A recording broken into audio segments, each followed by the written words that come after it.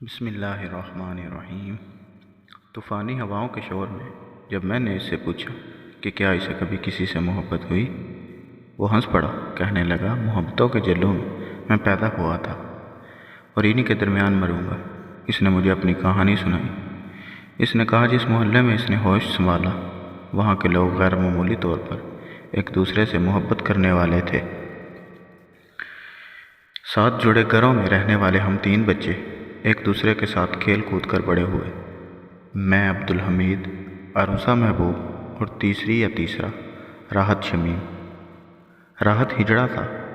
بچپن میں جب ہم ساتھ کھیلا کرتے تو ہمیں مرد و زن کی تفریق کا بھی علم نہ تھا۔ ہم تینوں بہت اچھے ماں باپ کی اولاد تھے۔ میں اور عروسہ ہم عمر تھے۔ راحت ہم سے 2 برس چھوٹا تھا۔ جب راحت پیدا ہوا تو میرے اور عروسہ کے والدین نے یہ فیصلہ کیا کہ نئے مہمان کو کبھی یہ احساس نہ ہونے دیا جائے گا کہ اس میں کوئی کمی ہے۔ اپنی اس عہد پر وہ قائم رہے۔ مجھے اور عروسہ کو خاص طور پر راحت سے مانوس کرایا گیا۔ ہم دونوں کا ہاتھ پکڑ کر اس نے چلنا سیکھا۔ اسکول میں کوئی بچہ اسے چھیڑتا تو ہم دونوں اس کا دفاع کرتے۔ ان دنوں دنیا کی ہر خوشی ہمیں میسر تھی، لیکن آخر کب تک؟ ایک روز ہمیں بڑا ہونا تھا اور زمانے کے تلخ حقائق سے نبرد آزما ہونا تھا۔ راحت شمیم ایک بے حد سلجھا ہوا شخص تھا۔ اس کی شخصیت میں نفاست تھی۔ شروع سے ہی اس نے لڑکوں کے کپڑے پہننا پسند کیے۔ وہ لڑکوں ہی کی طرح بات کرتا۔ تیسری جنس کے اکثر لوگوں کے برعکس وہ لچکتا نہ ٹھمکتا۔ اپنے لیے وہ مذکر کا صیغہ استعمال کرتا۔ 13-14 برس کی عمر میں جب لڑکپن اور نوجوانی کا زمانہ شروع ہوا تو آہستہ آہستہ میرے اور عروسہ کے میل جول پر ایک غیر اعلانیہ پابندی عائد ہو گئی۔ وہ دوپٹہ لینے لگی۔ اسکول میں البتہ ملاقات ہو جاتی۔ راحت پر ایسی کوئی پابندی عائد نہ کی گئی۔ آدھا وقت وہ میری معیت میں گزارتا اور باقی آدھا عروسہ کے ساتھ۔ راحت کو تصاویر بنانے کا شوق تھا۔ ہر وقت وہ عروسہ اور میرے ساتھ تصاویر بناتا رہتا۔ ہم تینوں کے موبائل ان تصاویر سے بھرے پڑے تھے۔ وقت گزرتا گیا۔ ہم تینوں نے ماسٹرز کر لیا۔ مجھے ایک معقول نوکری مل گئی۔ عروسہ کو نوکری کرنا ہی نہ تھی۔ عروسہ اور میرے والدین ہماری شادیوں کے لیے فکر مند ہوئے۔ اگر میری اور عروسہ کی بات چلی تو یہ فطری تھا۔ اس سے زیادہ موزوں رشتہ اور ہو ہی نہیں سکتا تھا۔ گھر کی بات گھر میں ہی رہ جاتی۔ میں نے انکار کر دیا اور اس نے بھی اپنے والدین کو۔ ہم نے بتایا کہ ایسی نظر سے ہم نے کبھی ایک دوسرے کو دیکھا ہی نہیں۔ میری طرف سے انکار کے بعد عروسہ کا ایک اور اچھا رشتہ آیا۔ اس نے ہاں کر دی۔ چٹ منگنی پٹ پیا۔ وہ ہمیں چھوڑ کر چلی گئی۔ محلہ جیسے ویران سا ہو گیا۔ میں تو اداس ہوا ہی تھا۔ چند دنوں کے لیے راحت تو جیسے بستر پہ لگ گیا۔ راحت تو ہجڑا تھا۔ اب یہ میری شادی کا مرحلہ تھا، لیکن اس سے پہلے ہی ایک ہنگامہ برپا ہو گیا۔ عروسہ کے شوہر نے اس کے موبائل فون میں راحت اور عروسہ کی تصاویر دیکھ لی۔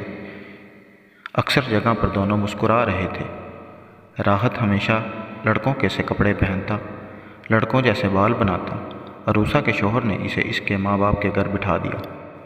وہ لاکھ چیخی چلائی کہ راحت تو ہجڑا ہے۔ اس کے شوہر نے کہا ہجڑا نہیں، یہ لڑکا دکھائی دیتا ہے۔ عروسہ کے والدین نے بھی داماد کو سمجھانے کی کوشش کی۔ اس نے کہا میں پاگل نہیں، اگر یہ ہجڑا ہے تو میرے سامنے ہجڑوں کی طرح ناچ کر دکھائے۔ بات بگڑتی چلی گئی۔ اب اسے کون سمجھاتا کہ راحت ہجڑا ہونے کے باوجود شروع ہی سے لڑکوں کی طرح رہا ہے۔ آخر عروسہ کے گھر جرگا بیٹھا۔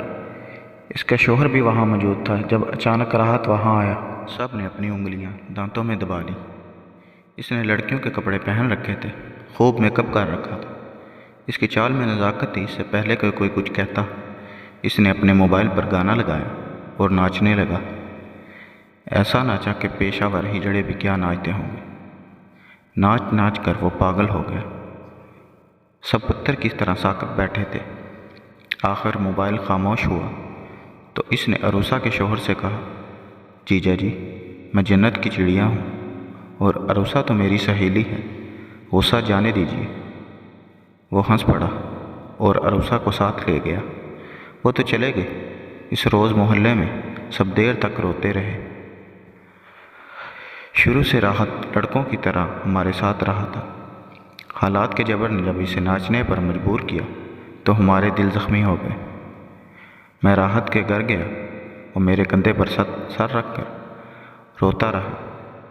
صدمے اور غصے کی شدت میں اس نے کہا، اگر میں مرد ہوتا تو عروسہ کو کسی اور سے شادی کرنے ہی نہ دیتا۔ مجھ سے زیادہ کسے علم ہوتا؟ اندر ہی اندر وہ عروسہ سے محبت کرنے لگا تھا۔ میں اسے تپکتا رہا حتیٰ کہ روتے روتے وہ سو گیا۔